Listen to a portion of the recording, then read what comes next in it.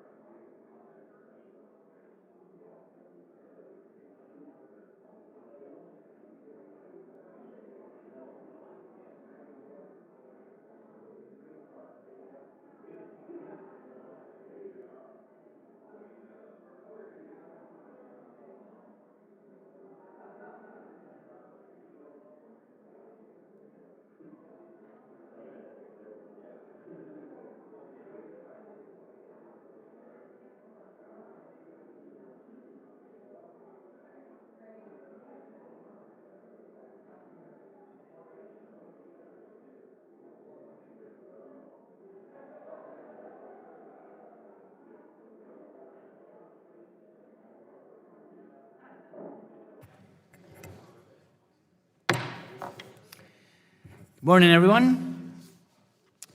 Today we are going to continue our Powering America series by examining a statute that has played an important role in supporting certain electric generating resources over the past 40 years. Did they have something? I didn't look.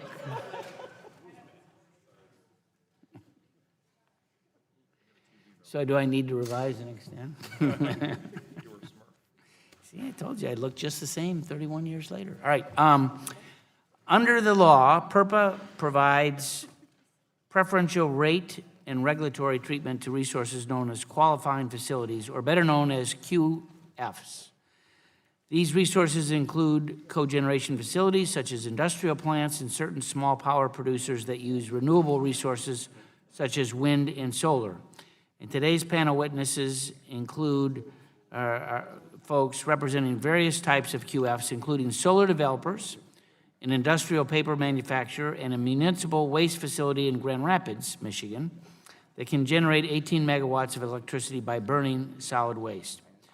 Under PURPA, the FERC is tasked with implementing the law in coordination with state regulatory authorities. This framework of cooperative federalism allows for each state to enact and administer its own program within limits established by the federal standards. And not surprisingly, since each state has different energy needs, resources, and policy objectives, the terms and conditions of each state's QF policies indeed vary. On that point, I'd like to welcome the commissioner from Idaho for appearing here today to share her thoughts and perspectives as a state regulator. The Energy Policy Act of 2005 did make some modest revisions to PURPA. However, the law has largely remained unchanged since 1978. During the intervening decades, tremendous changes have occurred in the electricity industry, a point that is underscored by the DOE staff report that was released last week. The evolution of the industry has occurred in many ways, including the development of the electricity markets in the RTO and bilateral regions, the advent of open access transmission policies, and the influence of new lower-cost technologies. All of these factors have changed how electricity is generated, transmitted, and used by consumers. Additionally, it is important to note that renewable sources of energy, particularly wind and solar, have experienced exponential growth in recent years. Last year alone, capacity additions from utility-scale renewable resources surpassed the net additions of all other fuel sources combined. There's no question that renewable resources now play a significant role in the nation's fuel mix and are a major contributor in decreasing U.S. greenhouse gas emissions. Considering these changed circumstances, this subcommittee must review whether revisions to PURPA are necessary or appropriate. This examination will continue the arguments both in support and opposition to making reforms to PURPA. Among them, certain utilities contend that the PURPA provision requiring utilities to purchase QF energy is outdated and should be modified or repealed. Conversely, QFs argue that PURPA's mandatory purchase obligation remains a necessary backstop to support renewable energy in parts of the country that are not receptive to such development.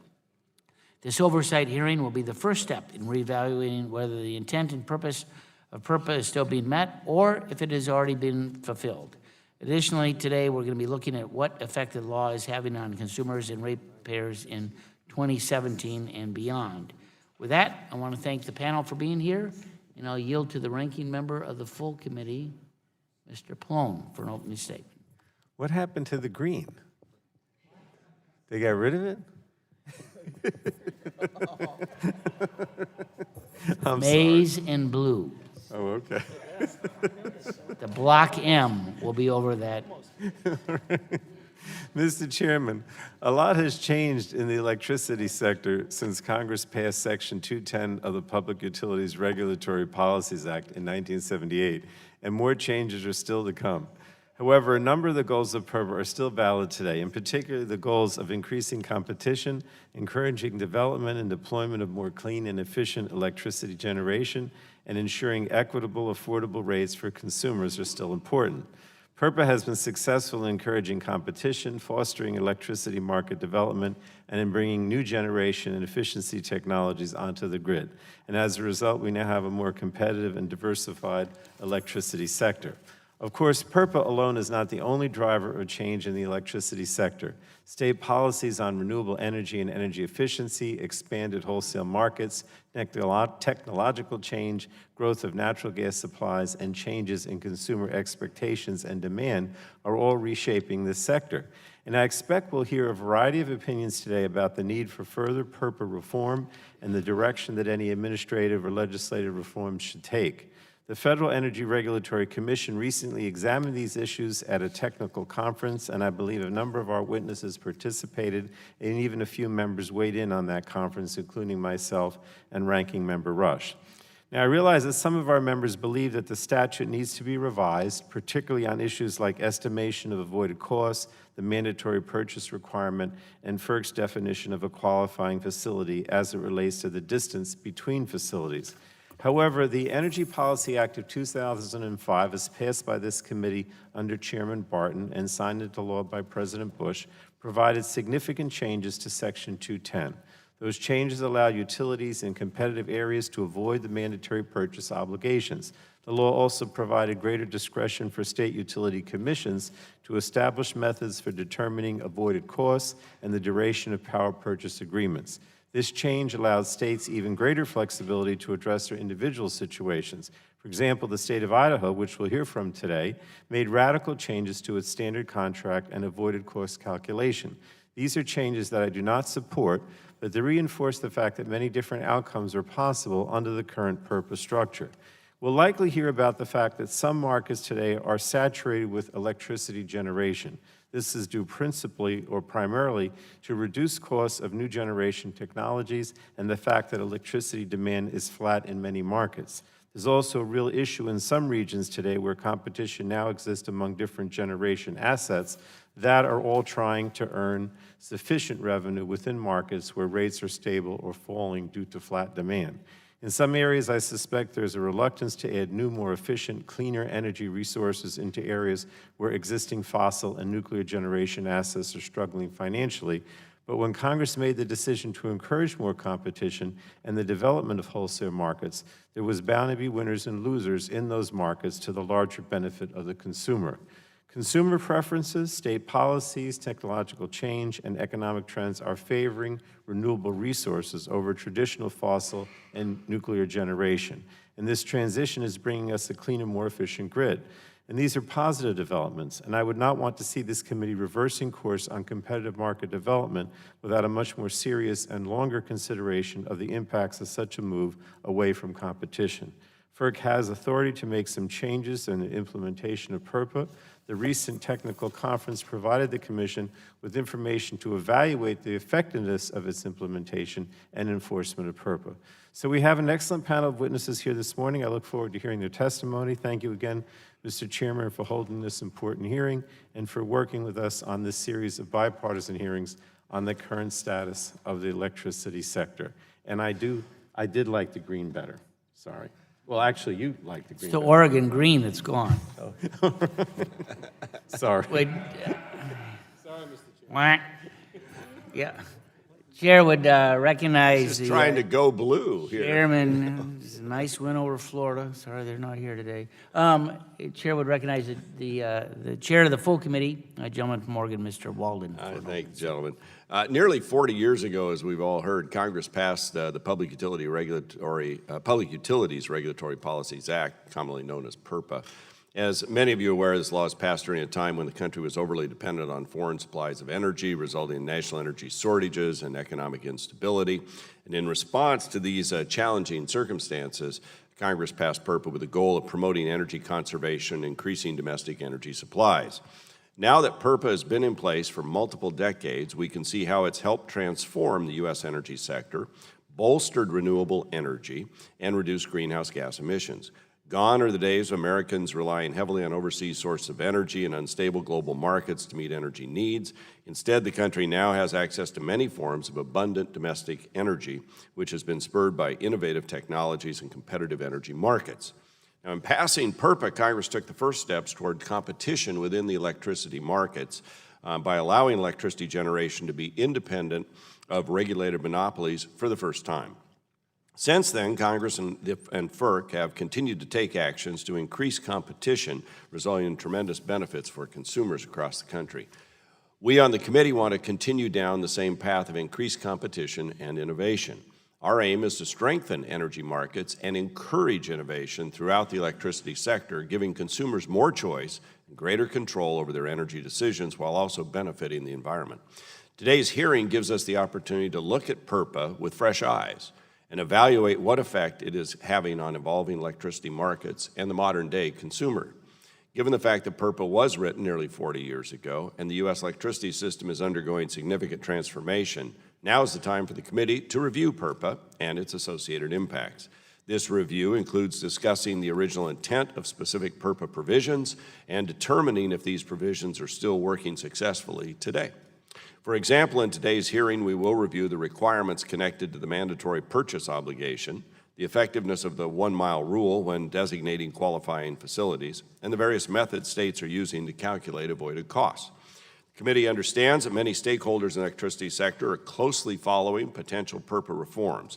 In fact, I know this is true for my constituents in Eastern Oregon, where we have more than 100 qualifying facilities operating as a direct result of PURPA.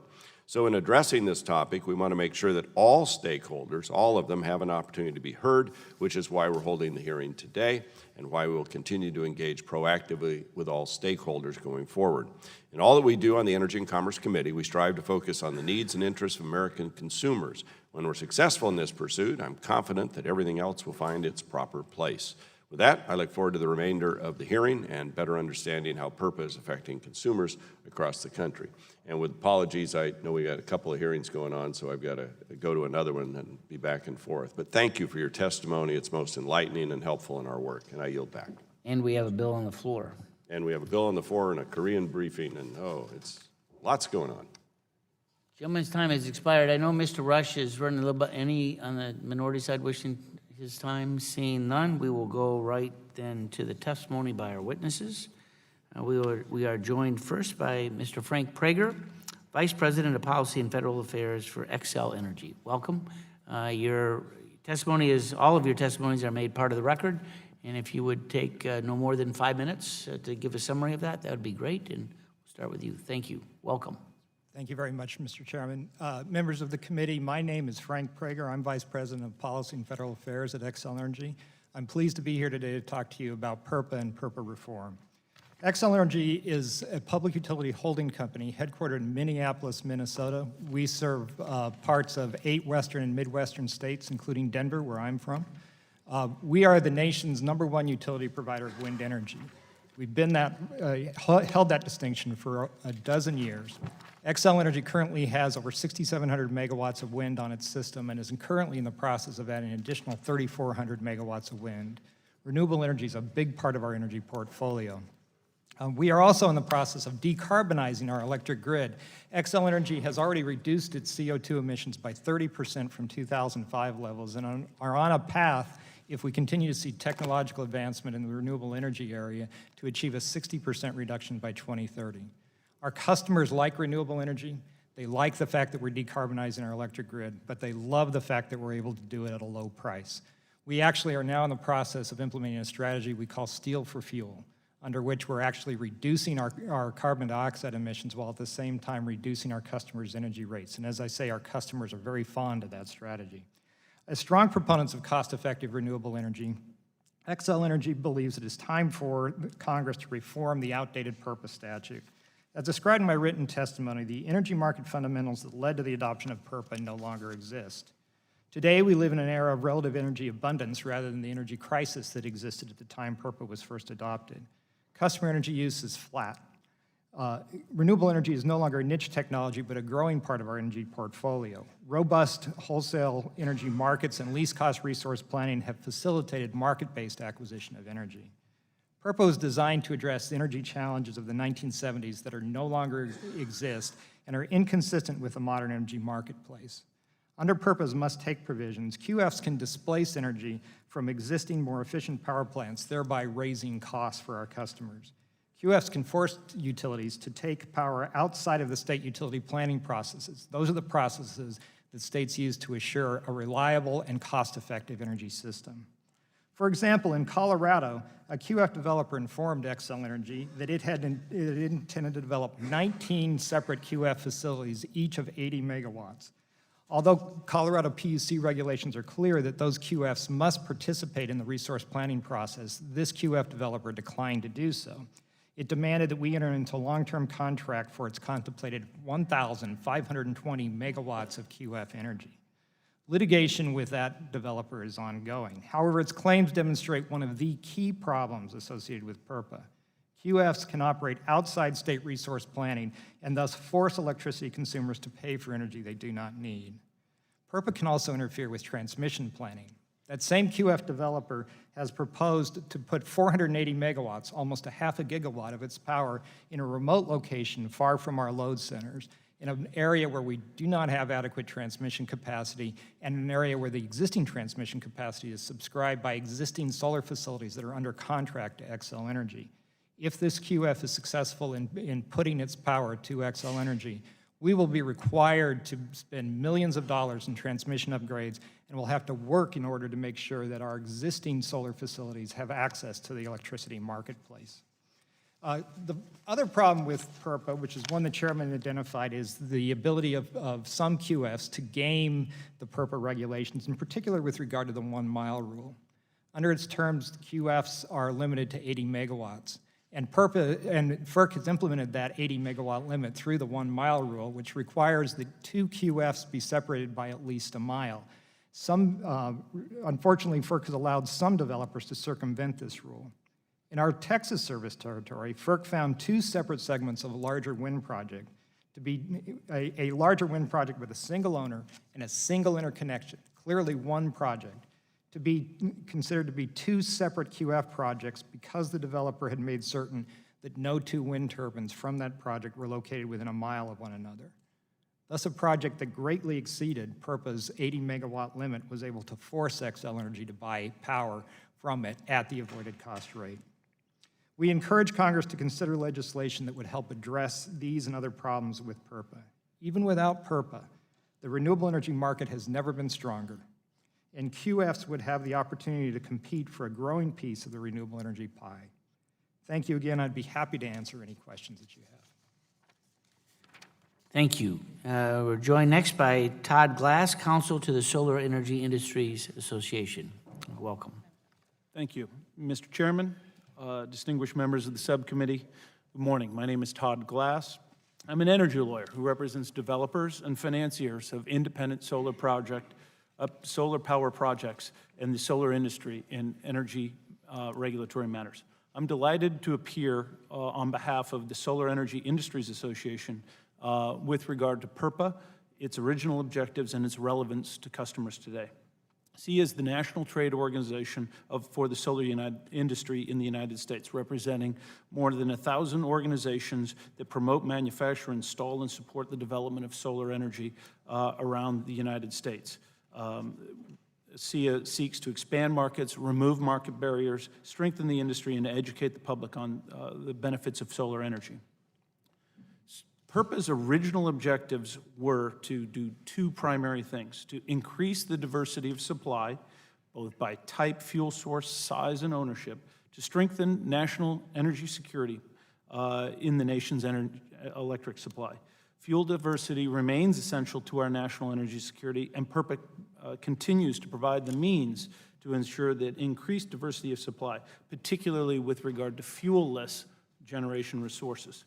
PURPA's second major contribution was to create competition that forces prices down, that benefits consumers by eliminating utilities' anti-competitive actions against competitive generation.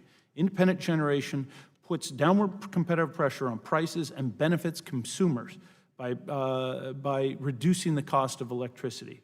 As new technologies such as solar are deployed, the price of delivering power to consumers will continue to decrease. So those 2 objectives have yet to be fully achieved. PURPA remains an essential federal legislation underpinning both diversity as well as competition in the electric power industry. The U.S. solar industry can compete. As outlined in my testimony, solar energy has experienced a rapid decline in costs over the past decade to become a true economic alternative and competitor to traditionally owned utility generation. Solar prices have become competitive with wind and natural gas fuel generation. Solar installations, however, are principally owned by independent power producers who, through innovation and persistence, have been able to withstand the competitive pressures today to build and finance their project. With only a fraction of those installations actually contracted for under PURPA's must-purchase obligation, PURPA as a whole remains an essential a backstop against anti-competitive conduct for all independent power and a backstop for financing these independent power projects. Electric utilities in the United States are among the most enduring, long-lived monopolies in the United States. As Congress recognized in 1935, electric utilities must be regulated in order to protect the public interest. In 1978, Congress created PURPA. PURPA is not an environmental law. Rather, its provisions provide for energy conservation and a unique federalism system that eliminates discrimination against cogenerators and small power producers, which you've correctly called QFs, by requiring interconnection, wheeling of their power, and purchasing of their power at a price no greater than the incremental cost of buying that electric power from alternative sources. With its passage, PURPA became the bedrock federal law ensuring competition in wholesale power markets. Soon after FERC promulgated regulations, utilities started fighting PURPA and its mandates. Indeed, 40 years later, they are still fighting its mandates. Why? Utilities would simply prefer to buy generation. They prefer not to have to buy a generation from small, diverse QFs that don't fit neatly within their plans. They would rather build and rate-base larger generation facilities and maintain controlled, vertically integrated monopoly, or buy through power purchase agreements through RFPs. They've never liked PURPA, and they still don't like PURPA today. Solar power PURPA projects are not a real problem. As shown in my testimony, in 44 states, solar energy in the last year totaled less than 5% of the total energy used. And in a vast majority of states, it's less than 1%. Of that amount of total installed solar capacity, only 20% is actually based upon a PURPA must-purchase obligation. Due to land usage and power density, solar power is not an industry that's abusing the FERC's one-mile rule. Notwithstanding the penetration, our industry is putting competitive pressures on energy prices and benefiting those consumers by forcing the utilities to look at lower cost power. So PURPA is about diversity, fuel size, type, and ownership, and competition. The U.S. solar industry is here to compete, to create jobs and investment, and create tax base in both urban and rural America, to make the electric grid more diverse and secure. SEIA strongly encourages Congress to continue supporting competition by ensuring independent generators like solar can compete. Thank you, and I look forward to your questions. Thank you. Next, we'll hear from Christine A.Raber, Commissioner for the Idaho Public Utilities Commission. Thank you, Chairman Upton. Distinguished representatives, my name is Christine A.Raber. I'm a commissioner with the Idaho Public Utilities Commission, and I want to thank you for the opportunity to come and participate in this panel today, and I look forward to any questions that will be asked after the oral presentations. A couple of initial matters that I feel like I need to address, issues that often get conflated within this PURPA discussion, but are truly separate and distinct. One is promoting renewable generation and maintaining PURPA are not interchangeable concepts. They are not the same thing. One can exist without the other.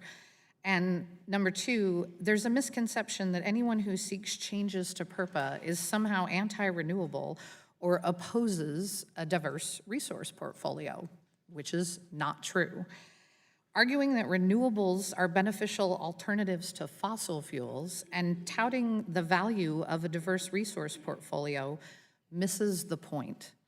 This is about a law which is being manipulated to the detriment of ratepayers, and state commissions are struggling to balance the requirements of the Act with reliability of the grid and ratepayer indifference, all of which the Act requires. PURPA is not the only way to develop renewables, but too much PURPA on the grid does stifle the development of non-PURPA renewables.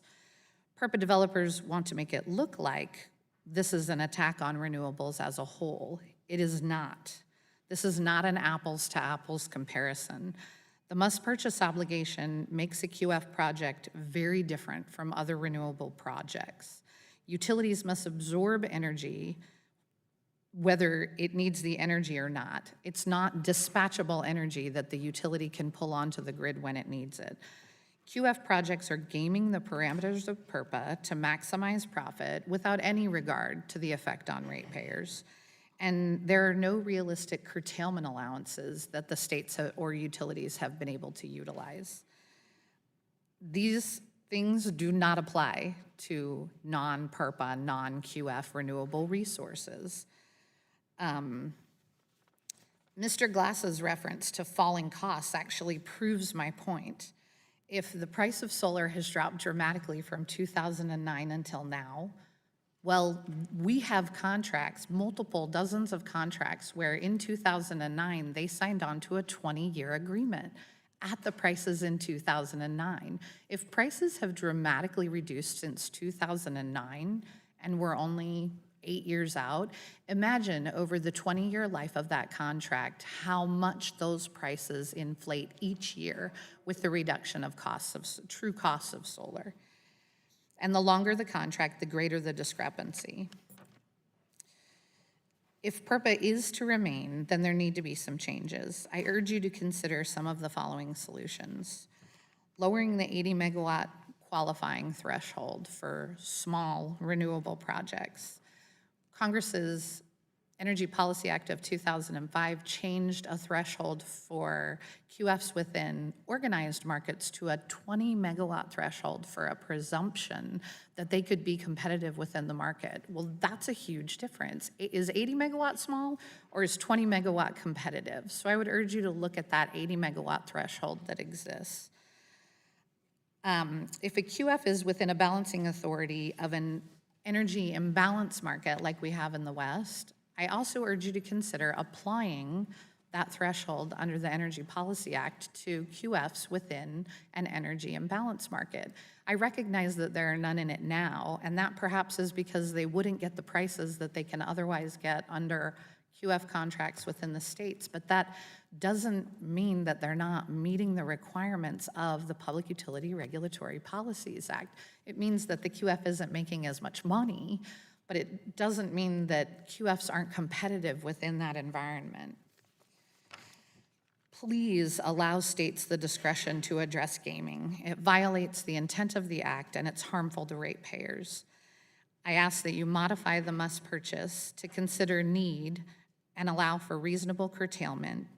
Consider what battery storage is and whether it meets the parameters of the act. And finally, implement a statute of limitations on how long a QF can file a complaint with FERC. I have 13 seconds, and I know this wasn't in my written testimony, but there is currently no existing statute of limitations for when a QF can take a state decision and file with FERC for alternative treatment. I look forward to answering any questions that you have. Thank you. Stephen Thomas, Senior Manager, Energy Contracts, Domtar Corporation. Welcome. Might turn the mic on. Thank you, Chairman Upton, and members of the committee. My name is Steve Thomas. I work for Domtar. I just pull it just a little closer too. Thank you. I work for Domtar, and I'm here representing IECA, or IECA, which is the Industrial Energy Consumers of America. They're a member-led, nonpartisan organization that's made up of leading manufacturers. Domtar itself has 23 manufacturing facilities across the U.S. The largest 8 or 9 of these are PURPA QF facilities.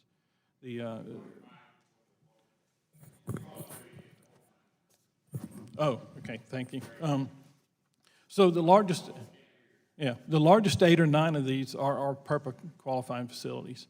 As such, we believe that PURPA has done its job and in its current form is doing what it's supposed to. If there is issues that need to be addressed, we've filed, I think, 12 recommendations, either through new legislation or through guidance from the FERC to state commissions that we think work for us. But one thing that's important is I want to really make a distinction between QFs that are cogenerators, like ourselves, and QFs that are small power generators. And cogenerators, what we do is we take either heat before it's used in a process or heat that's a byproduct of a process and create electricity. And PURPA allows us to do that. And that's really important as manufacturers because it helps reduce our costs, makes us more competitive in global markets. By doing this, there's something else that happens. We're more efficient than generation from a utility because we not only use that heat to create electricity, we use that heat to create products. And another important distinction from cogenerating manufacturing facilities is we have a very large permanent job base.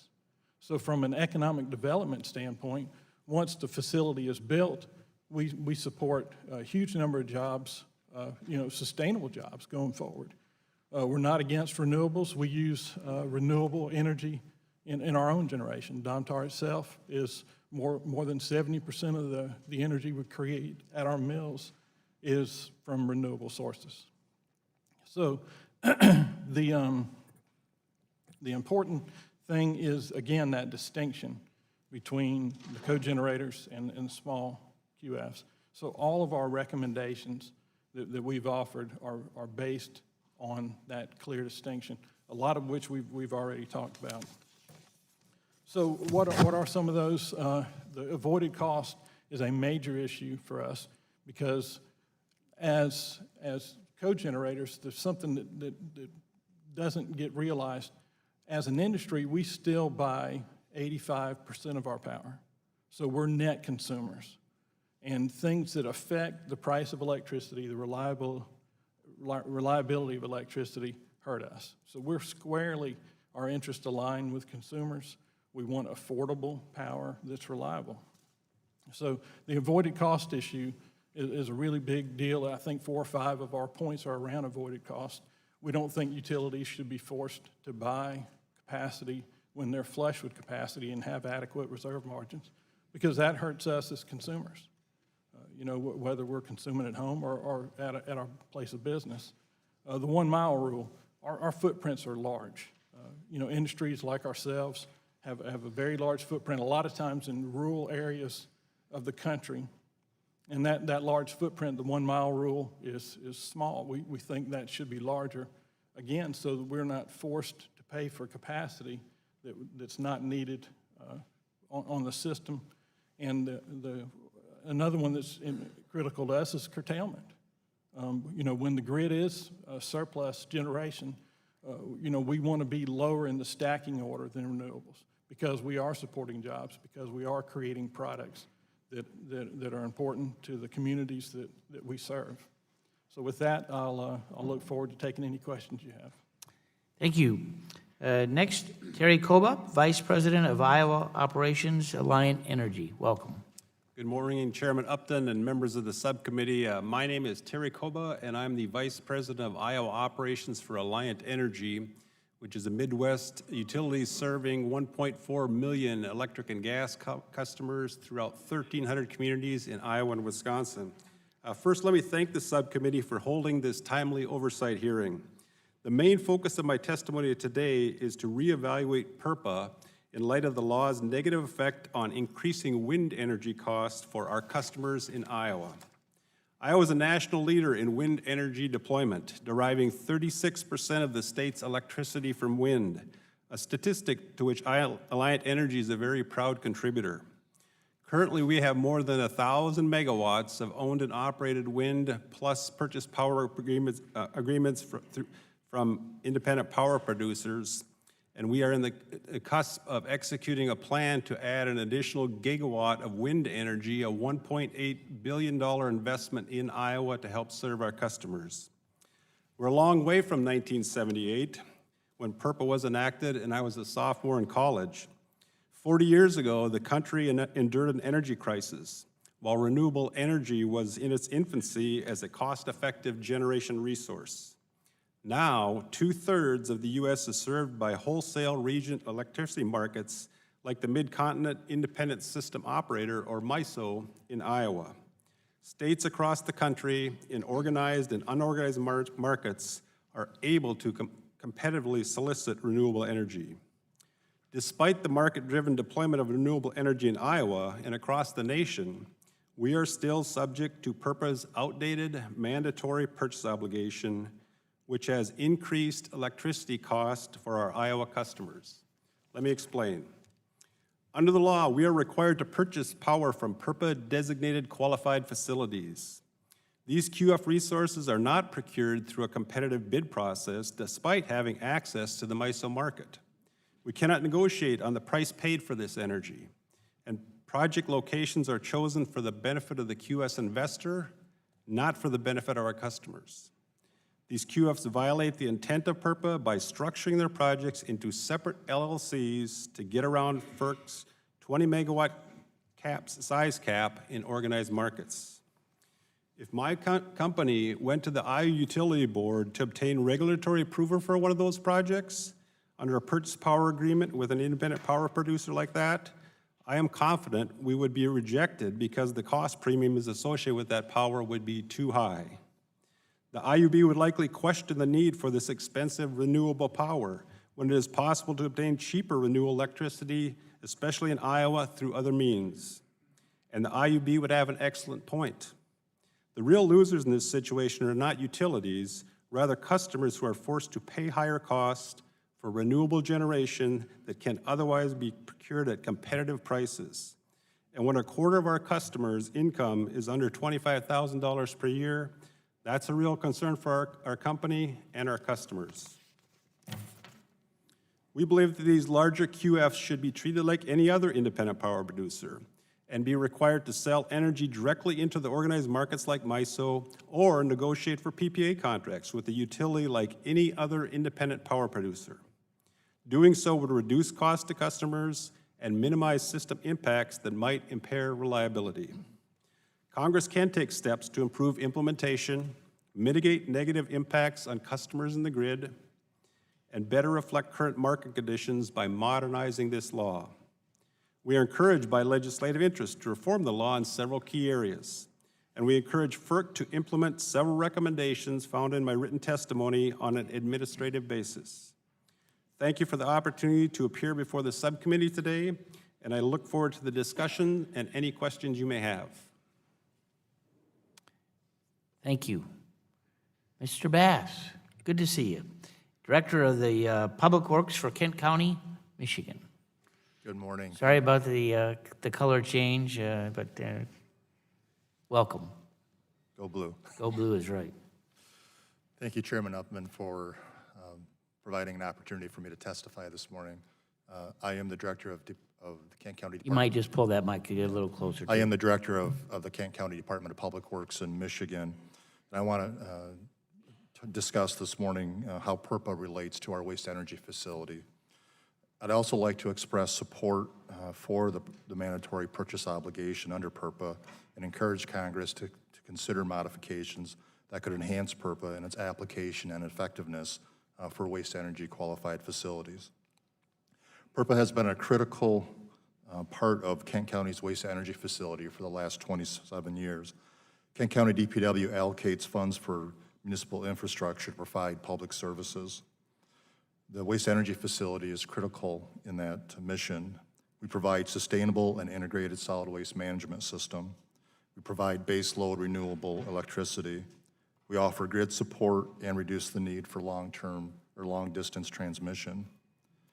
Energy from 76 waste energy facilities nationwide account for more than 2,500 megawatts of renewable energy, 14 billion kilowatts of electrical generation, and avoids 13 million tons of greenhouse gas generation. Our facility in Kent County provides an alternative to landfilling that so many local residents, businesses, and industry desire. Facilities like ours are municipal infrastructure, and we must remain competitive in the energy markets Unfortunately, many have closed and more are at risk of failure, which will strand these local government assets. A significant contributing factor is the outdated and inadequate elements of PURPA policy that fails to value local government and the role that these power plants have. I've submitted detailed documentation of these challenges, so I'll just highlight a few. Mandatory purchase contract lengths are unrealistically short, and the avoided cost pricing has eroded. It's no longer reflecting the intent of PURPA and the value of our system. Even the facilities between 20 and 80 megawatts are experiencing the same challenges. In Michigan, we are engaged with the Public Service Commission to fight for fair, reasonable, and stable avoided cost. While the utility we work with has received $759 million in rate increases since 2008 and has another $172 million pending before the PSC, the PSC is attempting to devalue the value of our electrical generation by 24%. By doing that, they would take us back to rates that were paid to us 20 years ago. The utility is also attempting to unilaterally cancel our contract with 1 year's notice, which is very difficult for us. Local governments also own assets where electricity regulations hinder using our power. For example, we have airports, wastewater treatment plants, and courthouses, and many other facilities that require electricity, but it's very difficult to move that electricity to those facilities. That's why it's so critical that when we receive realistic pricing, that we're in such a better place. Kent County uses a 10-year planning horizon for capital refurbishment, as does any utility that invests in plant reliability. Should we face a situation where we would have a contract canceled with 1 year's notice, it could very well lead us to early closure. Without certainty in energy revenue and contract length, we face a lot of uncertainty in how to make investments, how to invest in maintenance, and in our operations. Modifications to PURPA are necessary to ensure long-term viability of this municipal infrastructure. I would welcome opportunity to work with staff on modifications to address these issues. Again, thank you for the opportunity to appear before you today. I'll be pleased to answer any questions you might have. Well, thank you all, and we're going to now move to questions from members here, and we'll limit our questions and answers to 5 minutes. I guess the first question that I have for each of you is we, first of all, appreciate your testimony. Let's talk just a little bit about the statutory or regulatory changes to eliminate the abuse or gaming, as Ms. Raber talked about, the 1 mile rule. Would you oppose or support regulatory changes to eliminate such, and how might that look like? And maybe we'll start, Ms. Raber, since you raised it, we'll start with you and we'll go in reverse. What should we do about the 1 year rule? Thank you, Chairman. Or the 1 mile rule. Sure, representatives. I think the 1 mile rule alone, it's neither here nor there. I think changing the 1 mile rule to a 5 mile rule doesn't eliminate the problem. The issues with the 1 mile rule that allow things like wind and solar to overbuild, in my opinion, are that if there's only 1 mile between projects, they have the same interconnection. They are financed by the same thing. Just because they're named Alpha, Bravo, Charlie, Delta, Echo doesn't make them different projects. And so changing the 1 mile rule only without changing some of the considerations for what truly makes it a separate entity, it wouldn't solve the problem. There need to be other considerations taken into account in order to, because my understanding of the 1 mile rule is that it was intended to make sure that they were separate entities that were doing these builds, and it hasn't worked to that effect. Mr. Thomas?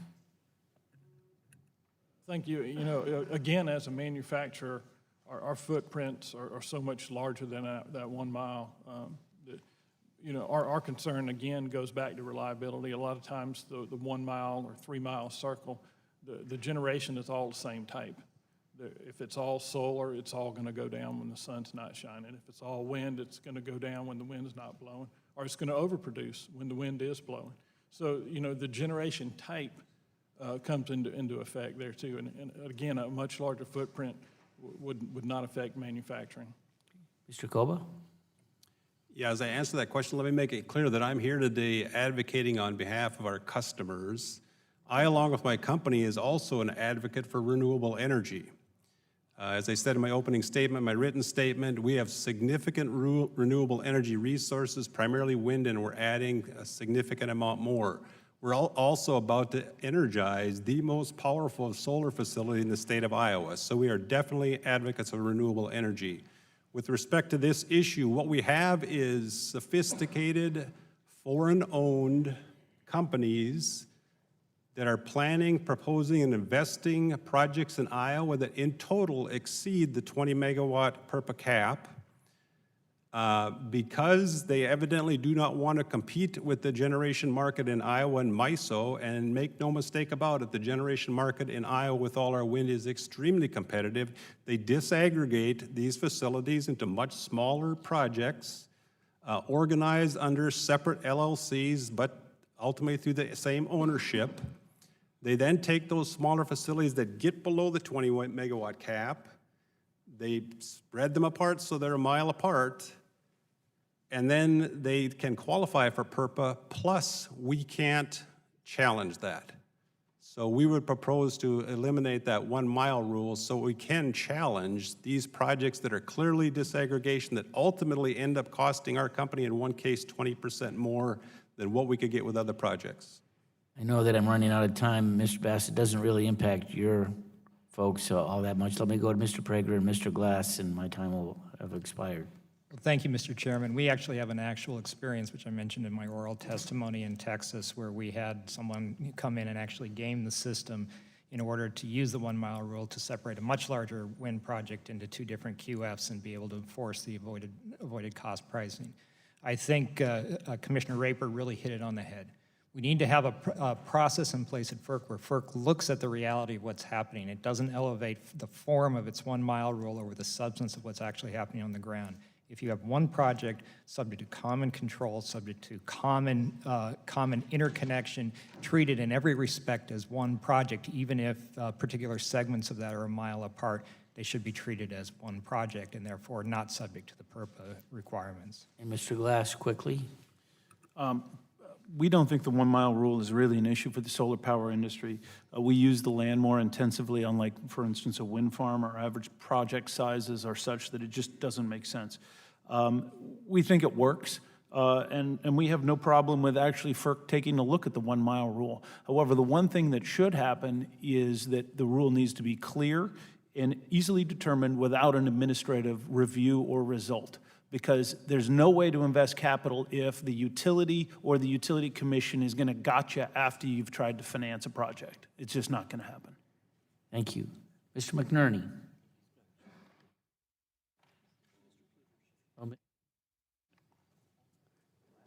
Go ahead. Thank you, Mr. Chairman. I want to say, first of all, I grew up in a Wolverine household, not a Spartan household, so I'm okay with the color.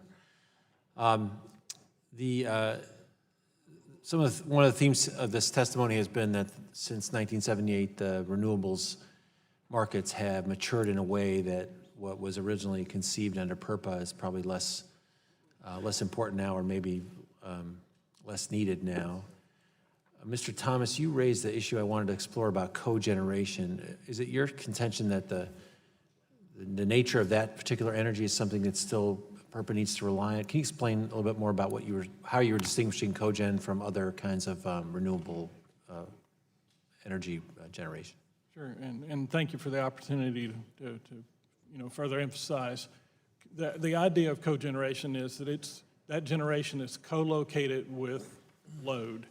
So we use what is steam or heat that would otherwise go to waste to create electricity that we use on site. So that part of it is all about the economics of producing our products cheaper. It has side benefits for the grid. If we were just a load on the grid, the utilities would supply us from a distance. I think 7% line losses is not uncommon. So by providing a lot of our energy ourselves, we reduce that need. Right, so you're doing cogeneration because it supports your facility's operations, lowers your costs. You're not trying to produce energy off-site, you're using it on-site. Right, we sell So they're really not incentivized by PURPA to do cogeneration. Not at all. We are consumers. We don't want high prices. Because we don't sell power back to the grid except for just rare short periods. None of our facilities are net generators month to month. They might, from 1 hour to another, generate a little bit. I see. But for the most part, I just wanted to clear that up because I might have does anyone have a reason why there's not a statute of limitations on these challenges? Does anyone understand or think that that's a good policy? There's some heartburn about changing that? No?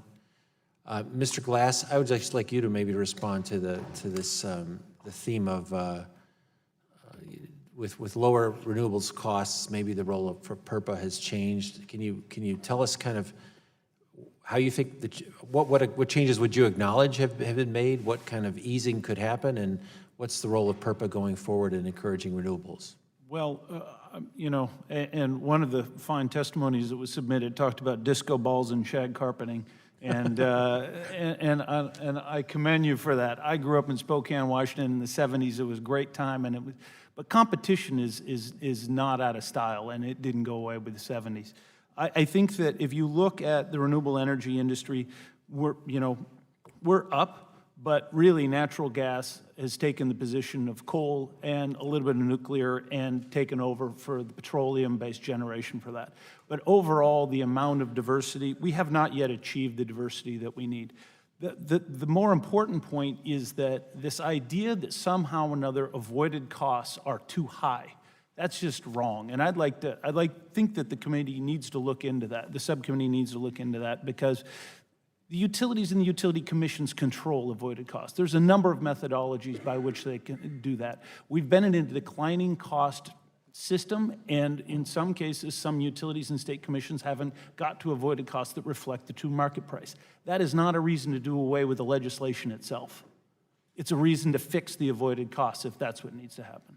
Okay. Would someone like to respond, maybe Ms. Raper or Mr. Koba, on that issue, the avoided cost issue? I'd be happy to, thank you. Congressman, regarding the avoided cost issue, could we change our avoided cost in Idaho to be more reflective of a market price? Yes, we could. Would we damage things like the cogeneration that's really not manipulating the system, not attempting to take advantage at the harm of ratepayers? They're just using a byproduct of what their normal market is. We would rather be able to have an avoided cost that truly supports what PURPA intended it to be able to bring on those small power producers, renewable power producers, and if we reduced it to a market price, then we would see probably complete elimination of any of those PURPA projects. Maybe that's the answer. Mr. Koba? I'll make one quick comment. We did recently change our avoided cost, and one of those foreign developers working on a new project then complained that it was too low and is in with the iUtility Board wanting us to basically double the avoided cost. So I think there's some things that all of us can do to make the avoided cost more realistic, but we still have to agree that no matter how often you set it, we have a very volatile market out there that changes often. So we're going to have to make sure that we are constantly updating the avoided cost. Thanks for the testimony. My time's expired. Thank you. Thank the gentleman. Now I recognize the gentleman from West Virginia, Mr. McKinley. Thank you, Mr. Chairman. Mr. Glass, I think we're all familiar with the fact that the utilities, the electric consumption in this country hasn't grown 5 out of the last 8 years. And so there has been this ongoing conflict in the producers of electricity to maintain their market share. And I support the idea of the renewables in a big way. I'm delighted to do it, but as a result of that, someone's losing. Either it's coal producers, coal generated, gas generated. at the expense that seemingly the federal government is trying to support through PURPA and others, and tax credits, the use of more solar, wind. What level, we're currently around 15% of renewables, I believe, creating power in America. If we continue this, what is the magic number? And we're subsidizing it at a pretty good clip. I think it's $28 per megawatt hour. I had some notes of, yeah, wind has a $28 per megawatt hour. I don't know what solar is with that. What's the right level? Should we continue to be providing subsidies? And where does we reach a point that we stop the subsidies? Do we want to get to 50% renewables in this country? Or are we trying to get to 100%? When do we stop the subsidies? Thank you for the question. The first thing I would say is that I think the DOE staff report that came out made very clear that it's not renewables causing the issues that you're talking about. Rather, it's the low cost of gas, which is a great domestic source of energy in this country. No, and all of that. I stop you on that, please, on it. 5 of the last 8 years, there's been I'm not arguing over the price of gas. Renewables are continuing to expand, Right. and I applaud that. But it's a cost of somebody is losing out market share as a result of that. And it could be gas, it could be coal, it could be nuclear, someone's being affected. Where do we go? If it's 15% is the objective, do you think that should we still be subsidizing companies when they represent 50% of the market share? Well, Could you answer that, please? It's a yes or no. Sure. I don't have a particular goal. I don't have a federal RPS goal, Renewable Portfolio Standard goal, and I don't think that I'm at least not prepared to speak on behalf of SEIA as to what that might be. The one thing I would say is that solar right now is less than 1%, or just about 1% of the total. And I think it could grow more. Because the reason is I'm not so much worried about who's winning and losing market share. I'm more interested in reducing the cost of power for consumers. And well, I'm interested in keeping jobs to the people that are in the producers. I would love to talk about jobs, the solar industry. If I could reclaim my time to Mr. Thomas Senator Dumtar, you made a remark in your statement that renewable energy QFs should not, in your opinion, be allowed to include production tax credits or the value of renewable energy credits in their calculation when they bid into the system. Could you explain that a little bit? Sure, and thank you for the opportunity. Basically, what we're saying is, we know renewables are subsidized. We don't object to that. It's done a good job of creating a renewable market.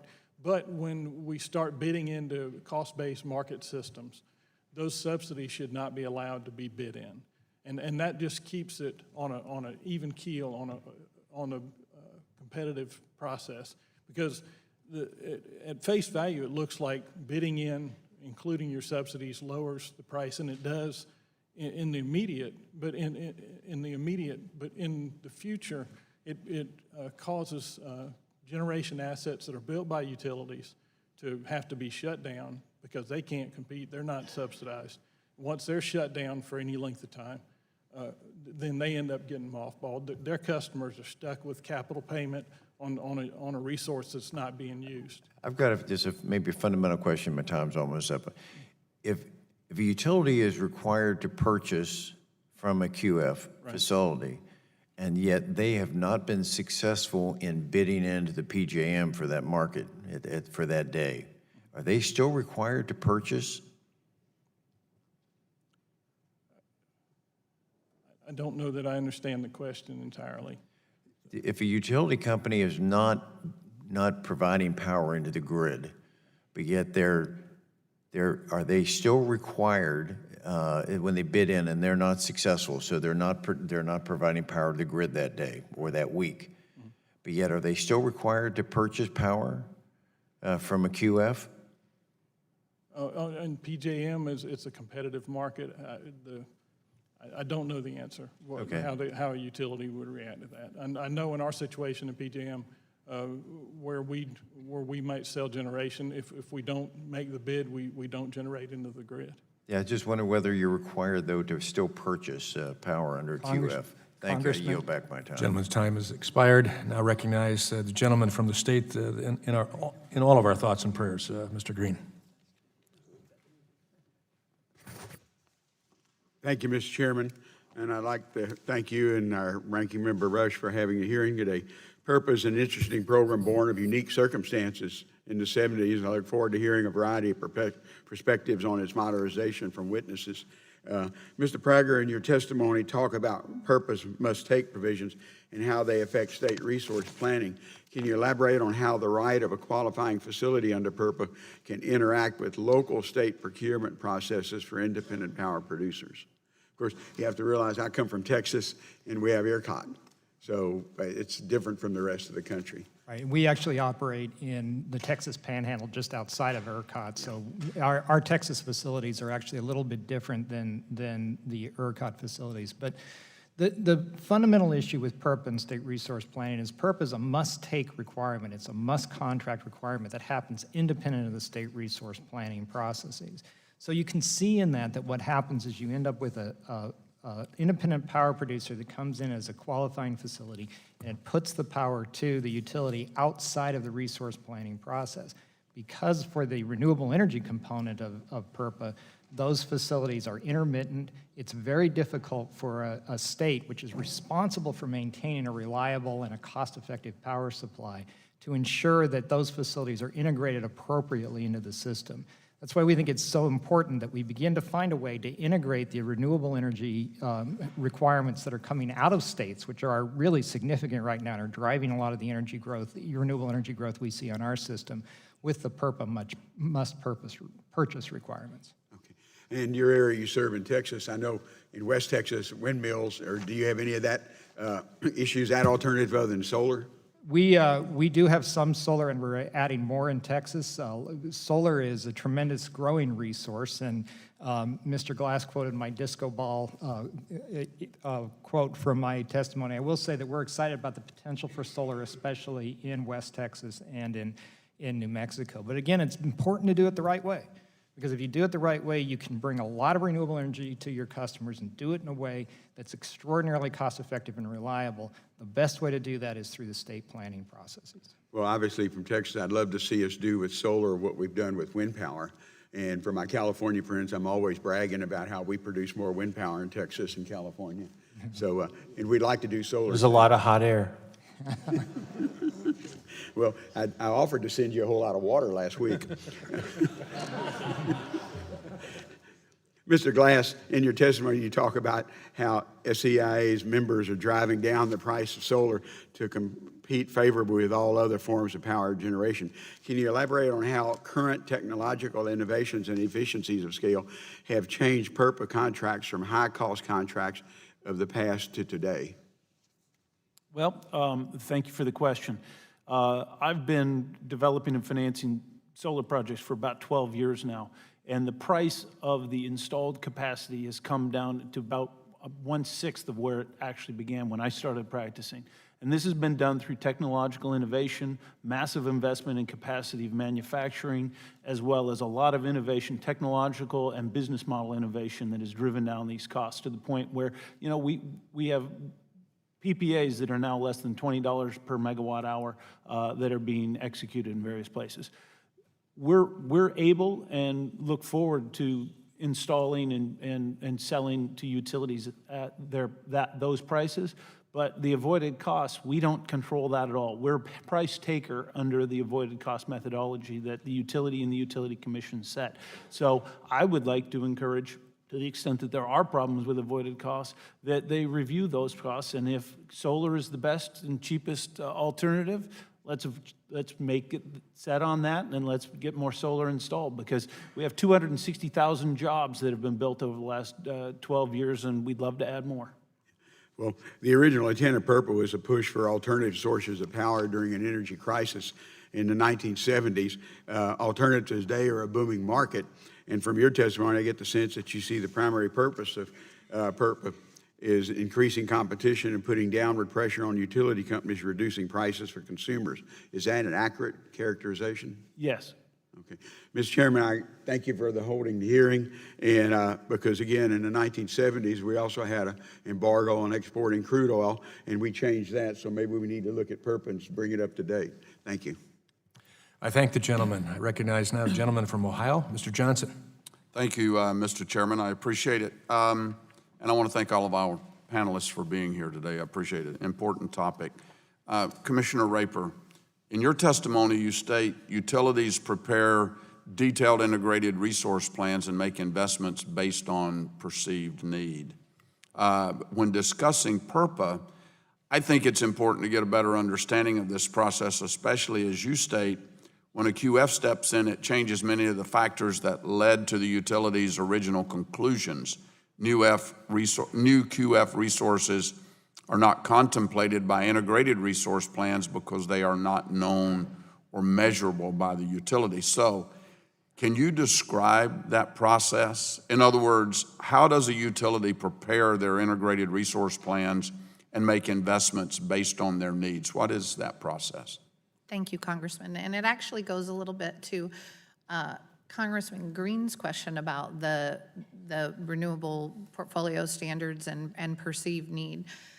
A utility every 2 years does a 20-year plan of what their resource needs might be based on growth and customers and anticipating based on history what it's going to look like into the future. But when a QF comes on, it just puts in a contract, you know, it's a must purchase. They say, here you go, we want to build.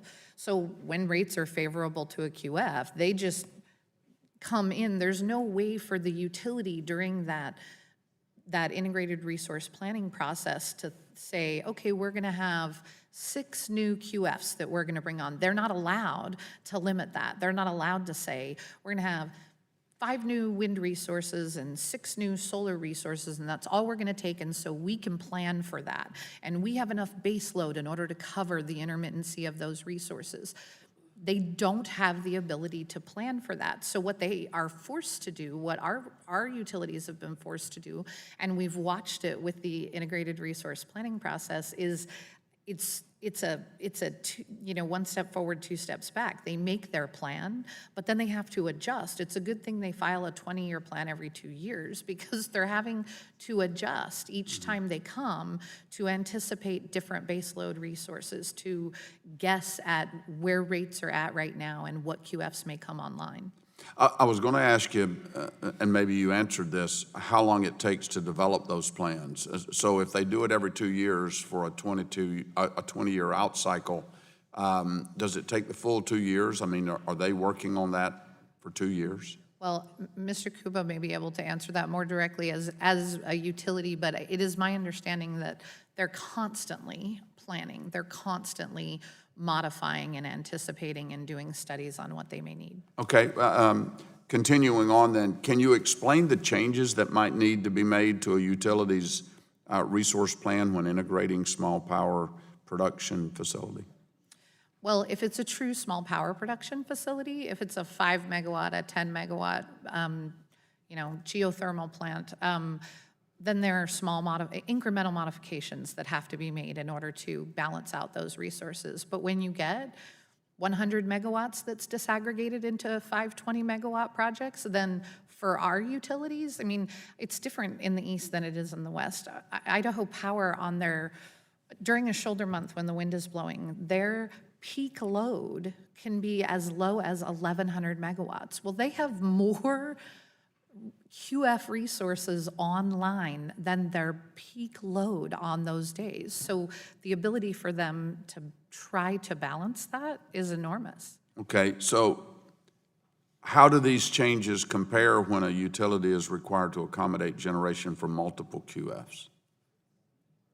How do the utilities compare? Yeah, does the process change when a utility is required to accommodate generation from multiple QFs? Does it make it more complicated? Absolutely, yes, because you're bringing on 100 megawatts of resources that are, one, intermittent, that are, two, must take, and they're not necessarily being provided at an hour, at a time of year and time of day when the utility needs those resources. And the baseload resources of the utilities can only be backed off so far. Hydro can't be shut off. Coal plants can't be shut off. There's a minimum, must run on those baseload facilities. Okay, all right. Well, thank you very much, Mr. Chairman. I yield back.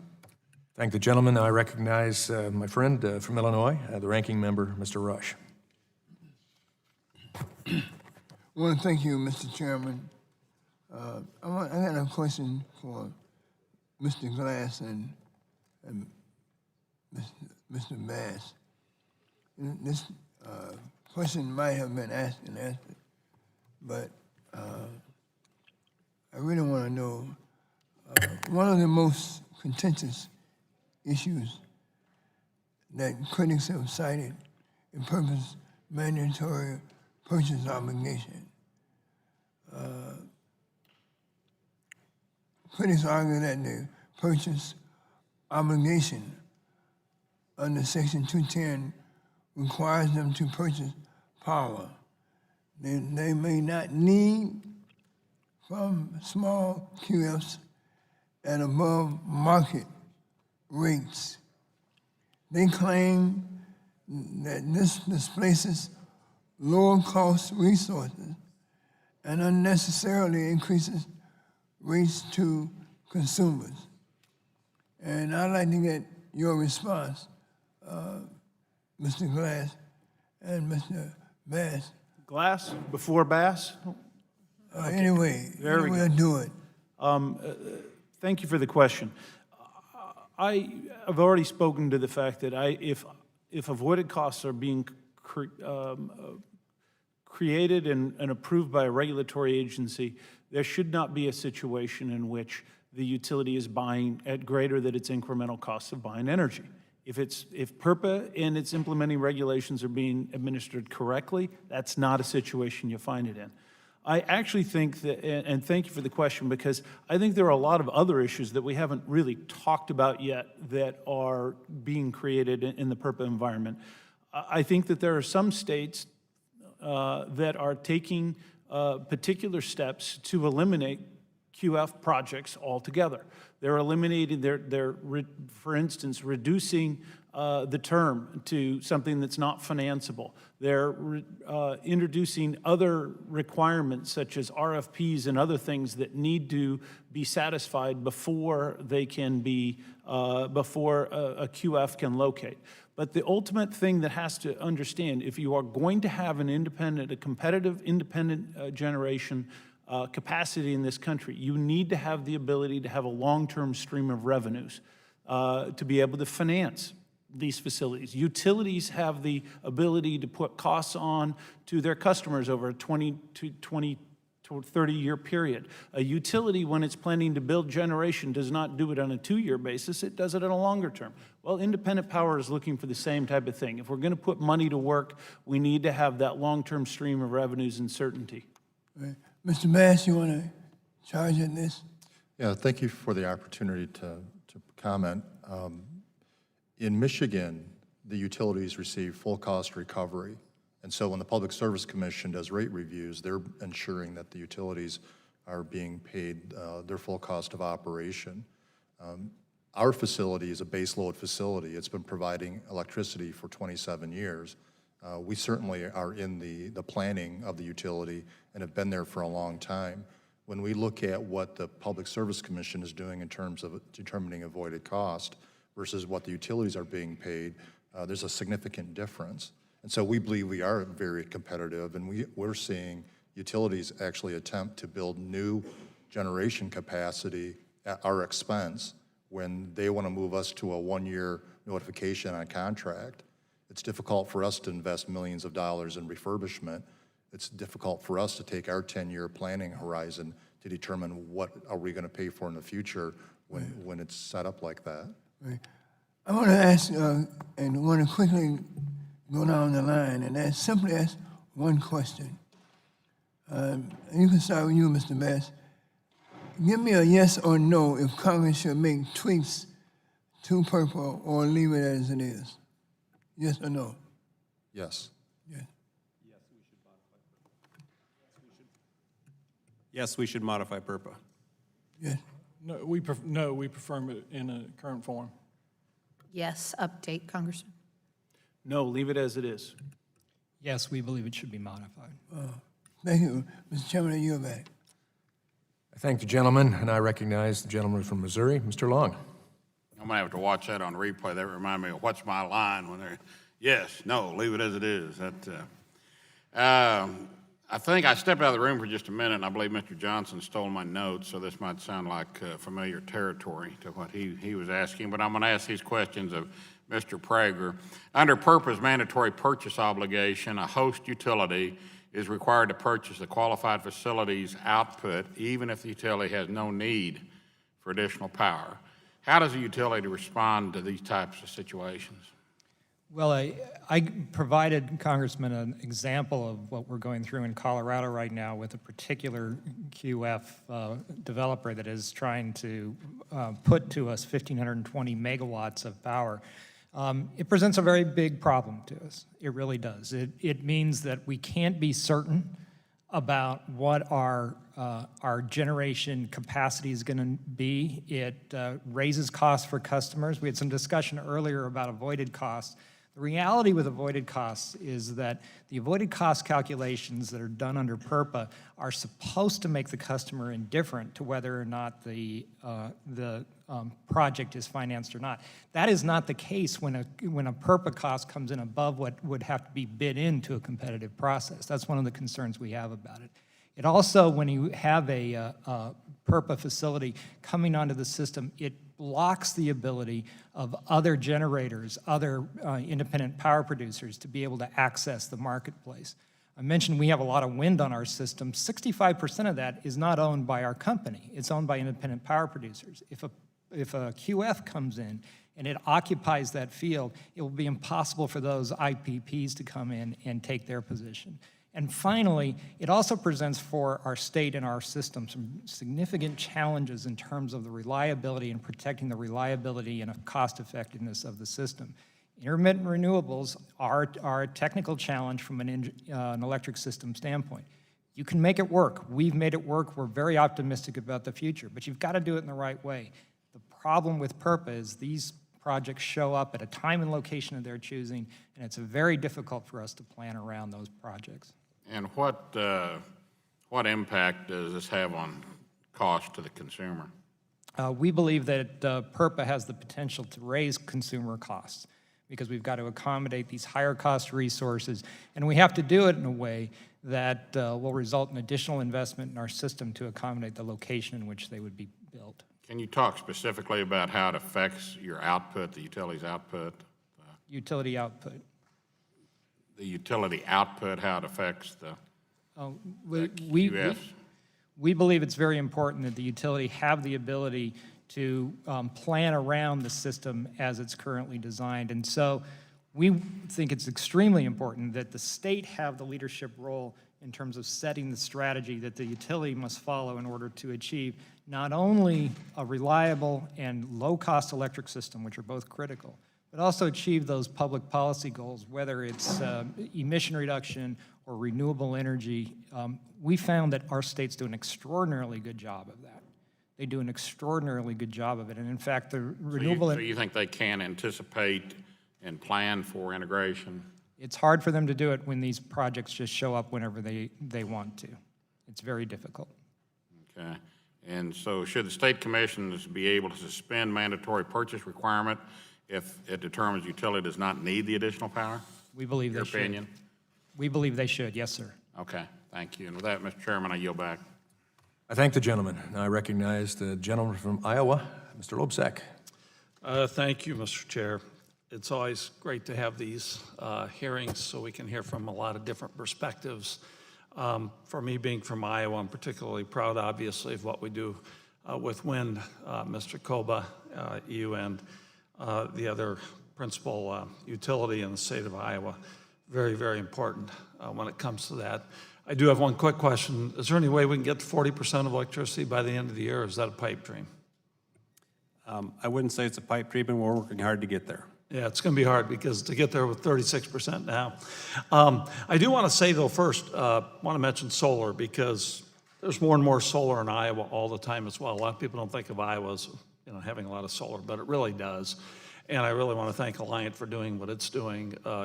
We have a lot of RECs that are working on this. SIPCO's providing solar to 5 and maybe even more now. I know they're planning to do even more. And we've got a lot of folks, ranging from schools to farms, to hog farmers who are installing solar panels. The ITC, I think, has been very, very good for that. I know there are many concerned about these particular programs and subsidies, but the ITC, I think, has served its purpose, and the PTC for wind. There's no question about that. So I'm very proud of what Iowa's doing at this point.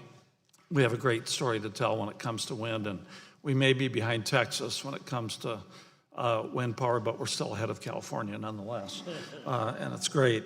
But, I'm pleased to hear, obviously, the $1 billion commitment to build more wind in Iowa, too, on the part of Alliant Energy. It's great news.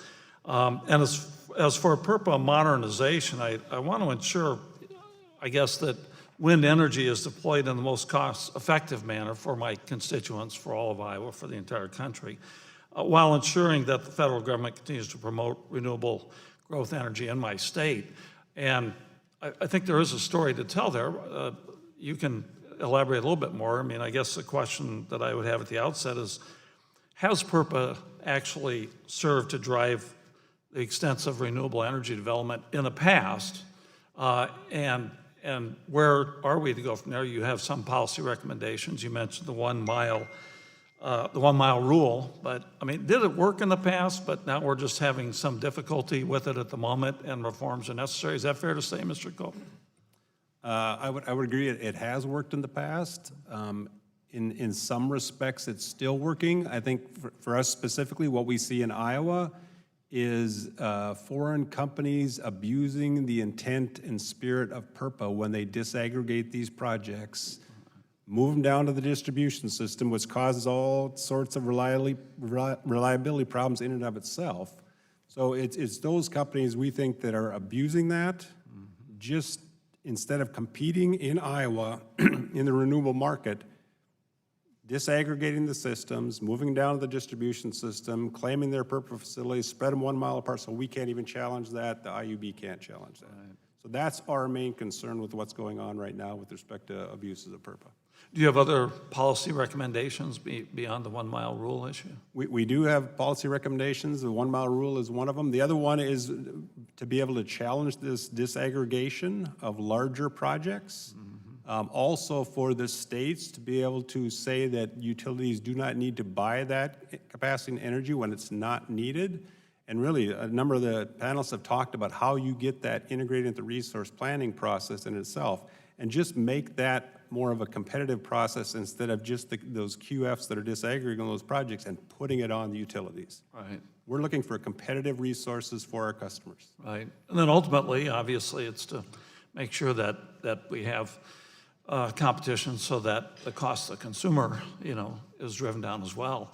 And so that's really important. And I know Mr. McKinley mentioned jobs. In the state of Iowa, wind has created thousands of jobs. Solar's creating more jobs every day. Wind certainly has. In my district alone, I often mention in these hearings that I have a number of wind energy plants in my congressional district alone, 2 of them in Newton, Iowa, where we once had Maytag, Whirlpool, no longer. But the wind energy industries come in and really created a lot of great new jobs. And so I want to continue to do that as best I can, but thinking also for our consumers of energy and making sure that what we have in place, the regulatory framework we have in place going forward, whatever that may be, is going to serve those energy consumers as well. So with that, I yield back. Thank you, Mr. Chair. I thank the gentleman, and I recognize the gentleman from Illinois, Mr. Kinzinger. Well, thank you, Mr. Chair, and thank you all for being here. A lot of the questions I wanted to ask have been asked, so I'll just hit a couple. To Ms. Raper, the driving factor behind PURPA was national security through fuel diversity after the oil embargo. We've seen great success in energy efficiency and the development of domestic renewables since the 70s. Today, however, energy security means more than just security of supply. It's reliability, particularly during and after extreme weather. It's grid resiliency, it's mitigating cyber attacks, and some other concerns. As a state regulator, do you see circumstances where PURPA may impact grid reliability or not allow you the most efficient plan for energy security in your state? Thank you, Congressman. I do see circumstances where PURPA could impact grid reliability because as a must-take resource, we are forced to approve contracts and the utility is forced to accept that energy onto their system, and they need to find a way to balance that energy. I don't know about national security risks so much, although I do appreciate you bringing that up because that is becoming a greater and greater concern for the state regulatory commissions. But it absolutely affects and impacts reliability of the grid when you have more megawatts entering onto distribution and transmission systems than what's being taken off because of flat load and reduced load by energy efficiency measures. Well, thank you. And to the rest of the panel, do you anyone else want to comment on the role of PURPA in light of the much broader definition of energy security? Thank you, Congressman. Yeah. We'll go over here and then over here. I'm sorry. So we'll start with Mr. Glass. Thank you. Actually, I think it's a great question. It's something that all utility commissioners and Congress and FERC should all be paying attention to. I think that we're looking at new types of risks, not just weather risks, but national security risks of all different types. I think that there's been a recognition within the utility industry in the last 10 years that with a greater diversity of resources on the system located at different places on the grids, while it might be more complicated, it certainly is a lot more robust in a variety of situations. And sure, the utilities and the utility commissions need to know how to use these resources, but solar resources in particular, and more broadly distributed smaller resources throughout the system actually adds a great deal of security, energy security, to the extent that it can be managed better. So I think greater diversity helps with security. Sir. My comment was going to be not to forget existing base load renewable energy, such as waste to energy. The utilities in Michigan are looking to build and construct new capacity when they're really beginning to frown on existing renewable under PURPA. And so I would ask that you consider that. Thank you. In terms of the security of the grid, especially when you think about cybersecurity, it's never completely clear that you actually are making the grid more secure with more distributed resources. There is some real value in having greater diversity on the grid to help protect from having one massive failure. The problem is that with a lot of different facilities on the grid, they represent doors into the system where cybersecurity threats can enter in. We spend a lot of time thinking about this, and it is one of the growing concerns as you add more distributed resources to the system, and that's true for a lot of these QFs as well. Thank you. To the panel, you all provided the areas that PURPA could be modernized and improved. With energy technology almost constantly evolving and rapid changes to the kinds of energy security threats we face, what, if anything, should this committee consider in order to make it effective for the next 40 years? And I guess those that participated maybe can answer that question. You know, as the energy markets evolve, the best thing to do is let them evolve.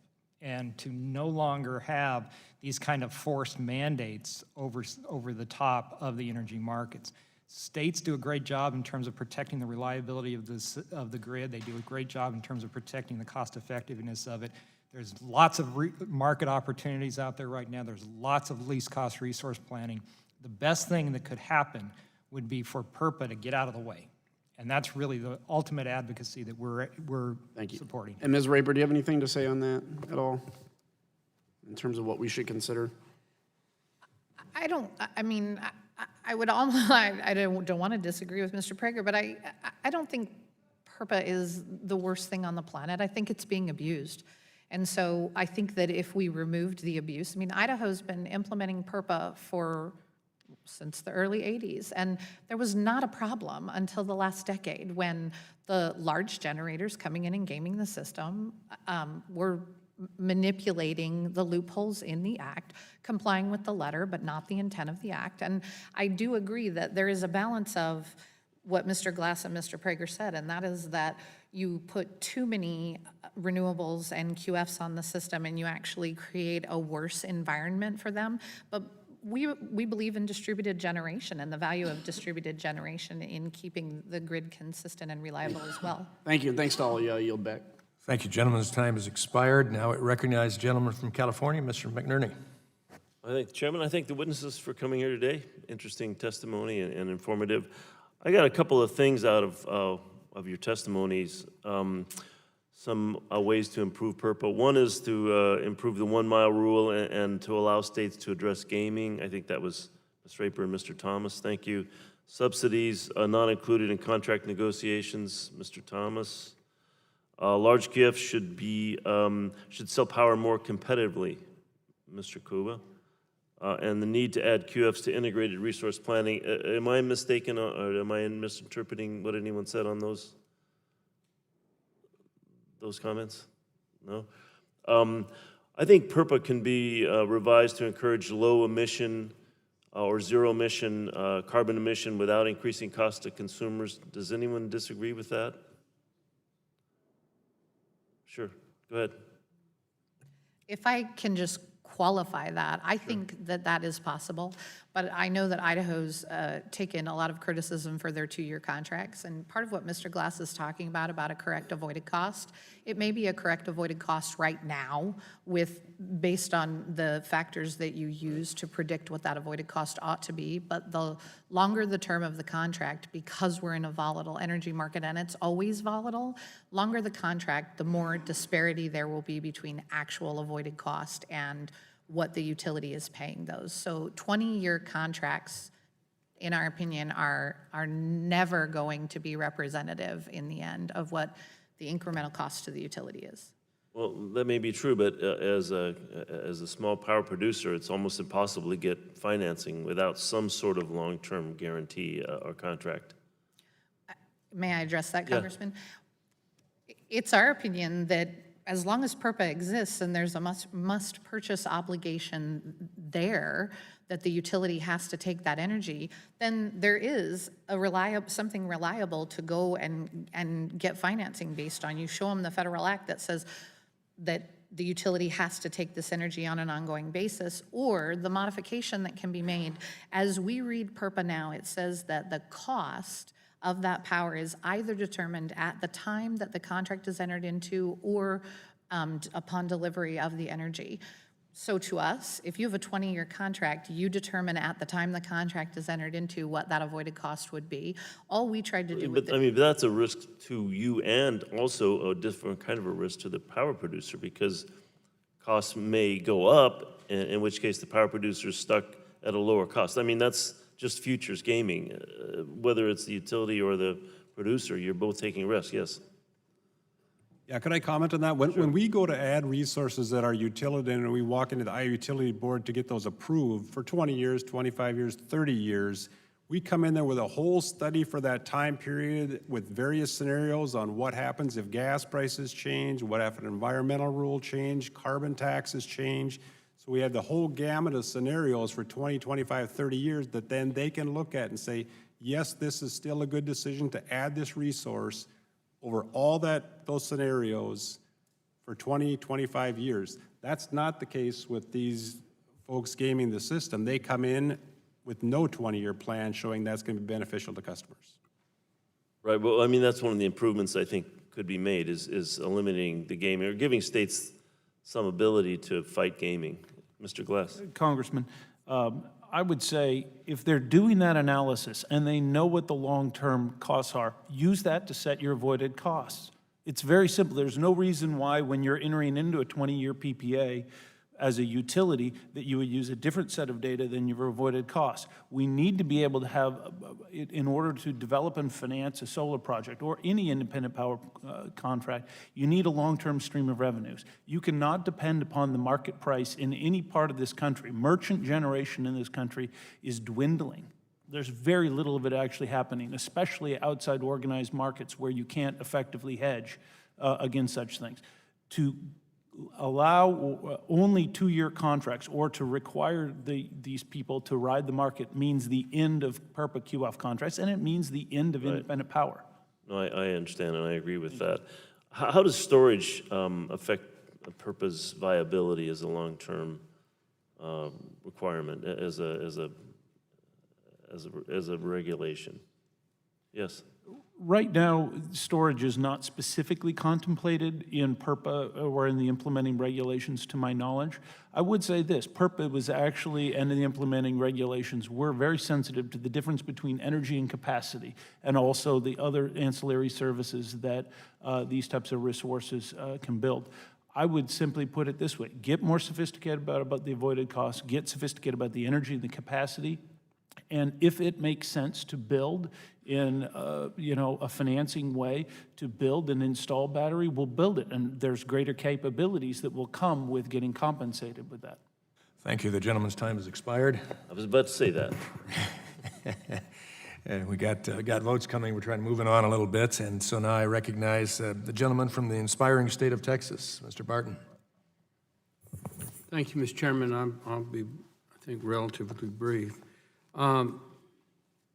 I didn't hear the opening statements of the panel, but in answer to one of Mr. Kinzinger's questions, Mr. Prager, does your company support repeal of PURPA? We provided several different options in the end of my written testimony, but one of them is yes, we would support the repeal of the Section 210 requirements under PURPA for a forced purchase. I'm open to that, and I wasn't here in '78, believe it or not, but I got here in '84, and we thought about repealing it in the Energy Policy Act of 2005. We did add or change it, which the FERC implemented in Order 688. Mr. Glass, could you tell me what the average size of a solar plant is today? The average size of a new construction. Yeah, the average size of a PURPA solar project is 8 to 10 megawatts in total. There are some larger, and they're obviously smaller as well. But for PURPA projects, it's usually in that range. Well, I appreciate that, but just if it's not PURPA, what does the economics of solar today indicate the optimum size is? I would think it would be larger than that, but maybe not. Yes, I think for utility scale solar, I would say the average is now north of 50 megawatts.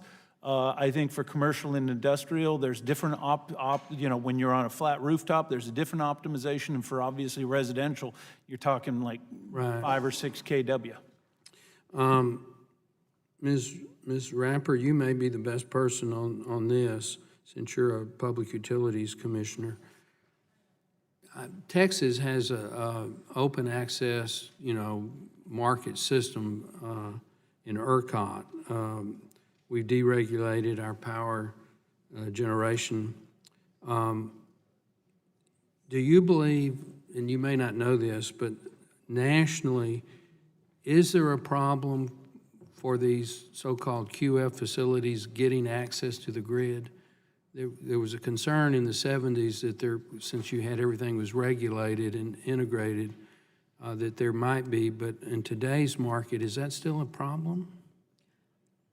Thank you, Congressman, for the question. I think that there is not a problem for large facilities, large QFs to have access. I do believe that there are still cogeneration facilities and other small, we have run-of-river hydro that come in under a QF, as a QF resource. And I believe that those are entitled to those published standard rates that PURPA talks about. But no, I think that you get to 10 megawatt, 20 megawatt, and I think it's insincere for Mr. Glass to represent that the average size is 10 megawatts for a QF. The average size is 10 megawatts for a QF because the 100 megawatt disaggregated in order to become 10 of those. So yes, I think it's been proven through the Energy Policy Act of 2005 and the modifications that Congress made that there is access in a competitive market for those larger QF facilities. I haven't talked to the chairman or the ranking member, so I really don't know where the will of this subcommittee is on this issue. But if you assume that we're not going to repeal PURPA, which again, I would be open to, but you wanted to reform it, is the 80 megawatts standard for a QF and then the 20 megawatt standard under FERC 688, are those still valid or should those be changed? And I'll let anybody take a pop at that. We're advocating to lower that 20 megawatt limit down to 2 megawatts. 2. Okay. And I would disagree. I believe that facilities like ours have a very difficult time moving electricity to the grid competitively. 20 megawatts at a minimum, and for waste energy facilities, 20 to 80 would be very helpful. And Congressman, we would support reducing the 80 megawatt limit down and make it consistent with the limit that's associated with competitive markets across the country, especially for states that have competitive least cost resource planning. Thank you, Mr. Chairman. I thank the gentleman, and I recognize another proud Texan, Mr. Flores. Okay. I want to thank the chairman for hosting this informative hearing, and also thank you, panel, for your excellent testimony.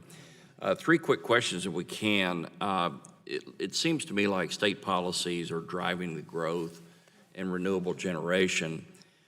They've got renewable portfolio standards, tax credits, competitive procurement requirements, net metering are just a few of those policies. So 2 questions out of that statement. The first one is, can we even determine if PURPA's mandatory purchase requirements under Section 210 are still a factor in driving renewable generation as opposed to the state renewable policies? So Mr. Bass, I'll start with you. The state policies certainly help, but the federal PURPA requirements, I think, really enhance and provide that umbrella framework for the states to operate. Which do you think is having a greater impact today? PURPA. Okay. Mr. Koba? In Iowa, there's no doubt that PURPA facilities aren't driving renewable growth. It is the utilities driving renewable growth and many other independent power producers driving renewable growth. And we can take advantage of those independent power producers through very competitive RFPs and PPAs. And certainly with our own facilities, we go through RFP processes that make very competitive prices for those projects. So definitely being driven by utilities right now and independent power producers. Mr. Thomas? Thank you. We believe PURPA has had a great impact on us. We would not be nearly as competitive in manufacturing without the ability. I can't think of an example where PURPA was used, with a hammer for us to be able to do this. Most of the time, we work through with the state or with the utilities and come up with a negotiated contract. But PURPA's presence is important, and it kind of enables that. Okay, Ms. Raper. Thank you, Congressman. I think initially PURPA drove some of the renewables that came onto the market. It assisted in people wanting to invest in things like wind and solar and geothermal, but I don't think that it's the driving force anymore for getting renewables on the system. Mr. Glass? As my testimony, I detailed in my testimony, roughly 20% of all the solar installation that was installed in the U.S. last year was based upon PURPA-developed contracts. Okay. So it's significant. And I would say for the other 80%, PURPA is a very important backstop in case the other end of the offtake contract goes away. Financiers depend upon PURPA as that backstop as Plan B. Mr. Prager? The vast majority, over 95% of the renewable energy on our system, which is, again, the largest renewable wind energy provider in the country, comes as a result of state policies, low costs, and market forces. It's not because of PURPA. Okay, thank you. Did I really get 5 minutes at the beginning? You sure Somebody did. cheated me on the clock. Anyway, I yield back the balance of my time. We took care of the cheat and gave you, in fact, a little bit more in the end. So do I need more? Can I keep going? No, you're. Oh. It's always worth a try, though. I appreciate very much the hearing today, and I appreciate the fact, I recognize myself, I appreciated the fact that 4 out of 6 of the panelists also indicated that they were open to tweaking, reforming, altering, amending the process. And Over the last few months, I've been drafting the PURPA Modernization Act of 2017. I believe that PURPA is ripe for reform, and if done correctly, it will increase competition, lower utility bills for our constituents, and ultimately promote grid reliability. I'm excited to work with this committee to bring about nearly 40 years of law into a change for the 21st century, if we can do that. I want to thank the witnesses for being here, and great to have a Michigander here as well, Mr. Bass. Mr. Prager, in your testimony, you mentioned that PURPA's mandatory purchase obligation is hindering Xcel's ability to properly undertake critical resource planning. Can you please elaborate on this and how it's negatively impacting your customers? And additionally, do you think that it would be beneficial if states were given mandatory purchase obligation waiver authority? I do think it would be beneficial. States are doing an excellent job right now in making sure that they manage their resource plans, do it cost effectively, and achieve these energy policy goals, including some very aggressive, unbelievably aggressive goals for renewable energy development. My testimony does talk in some detail, my written testimony, about some of our experiences, especially the experience that I indicated in Colorado, where we're actually adding in we're being asked to add in 1.5 gigawatts of renewable energy that we haven't planned for, that we haven't cited, that we haven't put through the process. That 1.5 gigawatts of QF facilities, if they come in, will completely disrupt our resource planning. It will raise customer costs, and it threatens the reliability of our system. Okay. Ms. Raper, would you care to add anything? Amen. That's fine. Thank you, Congressman. I agree. Without being able to plan for the resources for QFs when they come on, then it adversely impacts the utility's ability to plan going forward. And we've seen that in our state with the way the integrated resource plans are submitted every 2 years. There are swings now instead of tweaks to those integrated resource plans, and that's a problem. It impacts investment. Makes it a challenge, yeah. Mr. Prager, you noted that Xcel is the #1 utility provider for wind. You've also touched on the fact that QFs do not face the market competition other IPPs are subject to. Do you believe that PURPA is counterproductive to renewable electricity competition and is keeping your customers from enjoying the technological advancements made in renewable generation such as wind? We think it's very important that when you bring any resource onto the system, including renewable energy, you do it cost effectively. You do it in a way that results in low-cost, reliable power for your customers. We've been able to do that outside of the PURPA process. PURPA is not consistent with the way that states are currently doing the resource planning that allows us to bring in that power on a cost-effective and reliable basis. So yes, I would agree with that statement. Okay. Mr. Koba, in your testimony, there was some mention of reliability impacts to the system due to the integration of these larger QFs on the distribution system. How does utility plan for or mitigate these issues? And secondarily, who is ultimately responsible for grid reliability issues, the utility or the QF? As a matter of fact, we can't plan for them because these QF facilities now that are being disaggregated and located on our distribution system come in at any given time, and we have absolutely no warning. So there is no planning for the future in those cases. It's basically reacting and doing the best we possibly can to ensure that the rest of our customers on that distribution system aren't adversely impacted. And in many cases, so far, they have been adversely impacted. It's just if you don't take these into the resource planning process, you end up having potentially transmission system impacts. We're seeing that now in the distribution system because there's no adequate planning to add those facilities. They come in at a location, they may not actually be needed there, and they do end up causing problems for our customers in those distribution systems. Okay. Mr. Koba, you mentioned that there are opportunities for these QFs to integrate into the transmission system. How do they integrate, and are some QF developers bypassing these established processes in MISO? How they would integrate in the transmission system is very similar to how we integrate a new resource, whether it's wind or combined cycle natural gas in the transmission system. There's a process in place in MISO to do that.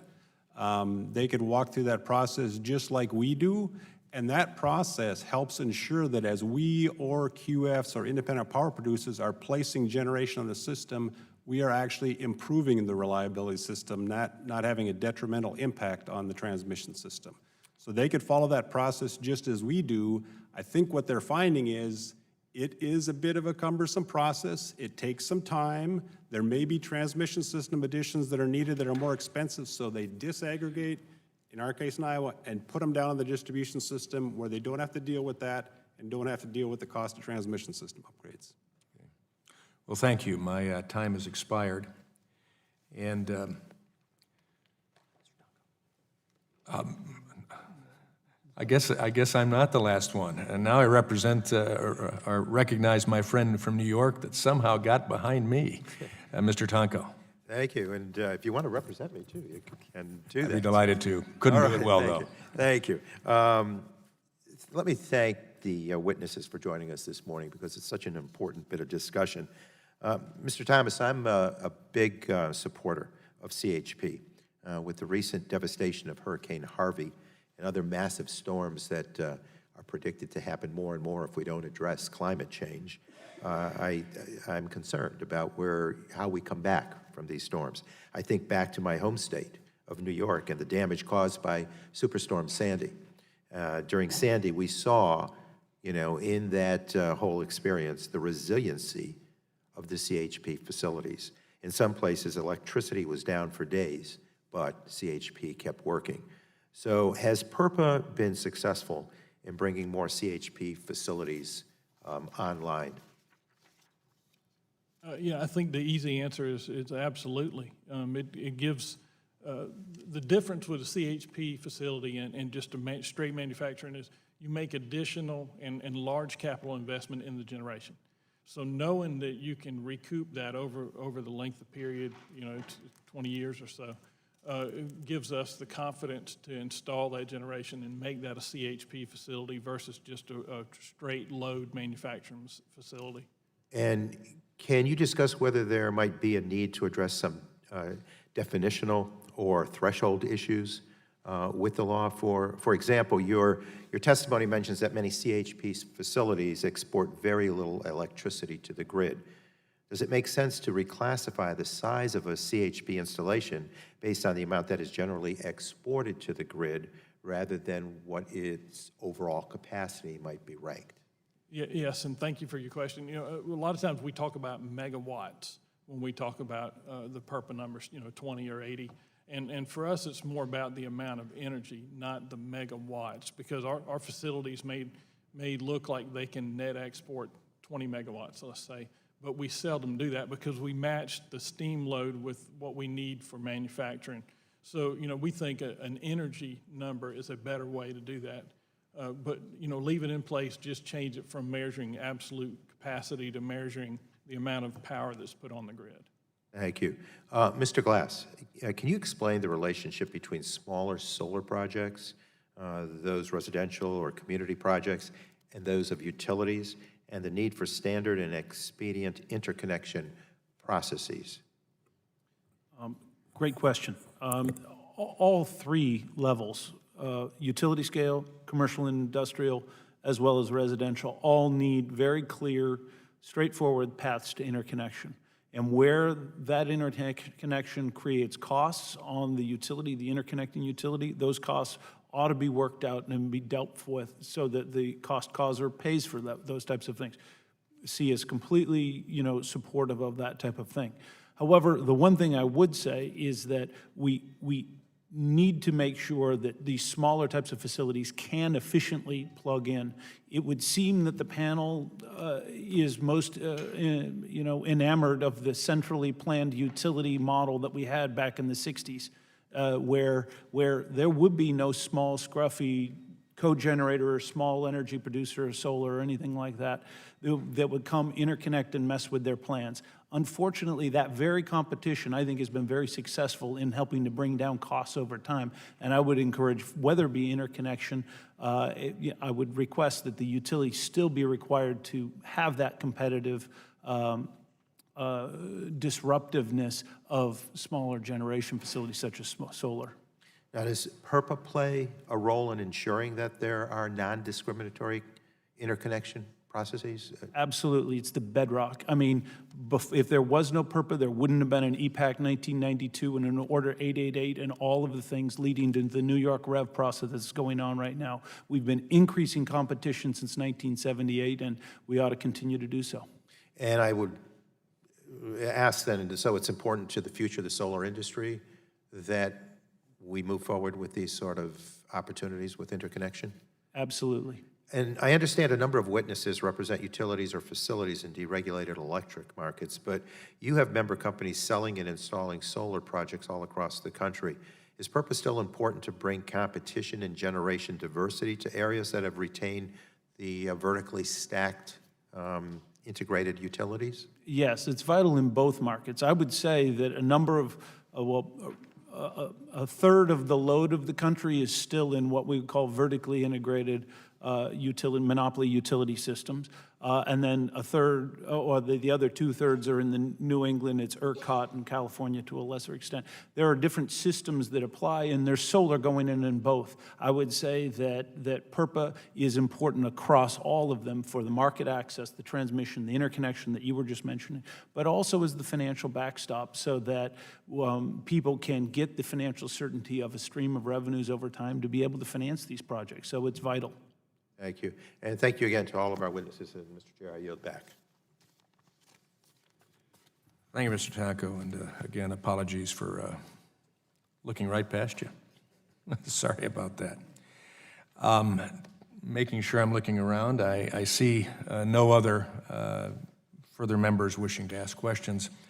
I'd like to thank all of the witnesses again for being here today. We appreciate this, and I certainly hope that we will continue these discussions. It's an important topic, and it's important for energy. Before we conclude, I'd like to ask for unanimous consent to submit two documents, two letters dated September 5th, the first from Cypress Creek Renewables, the second from Northwest and Intermountain Power Producers Coalition. For the record, hearing no objection, they will be submitted for the record.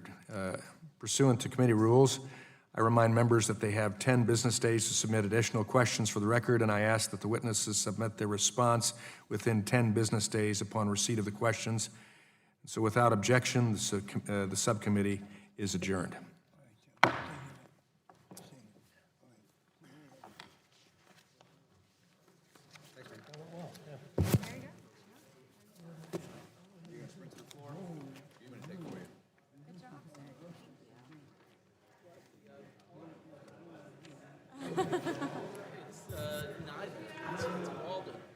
Yeah, you missed it. Frank was giving Fred a hard time about the changing color. It's like, I kind of like it. It's not really Maine stuff. It's not really Michigan. It needs to be a little bit. It makes the room look, but it makes the room look bigger. Yeah, I know. You know, Frank's campaign colors are green and white because that's his high school stuff. Yeah, I think it would be great. Yes. Even though Phil Upton, as we know, is a Michigan fan, not a Michigan face. State. Yes, talking about two letters this morning. Politician.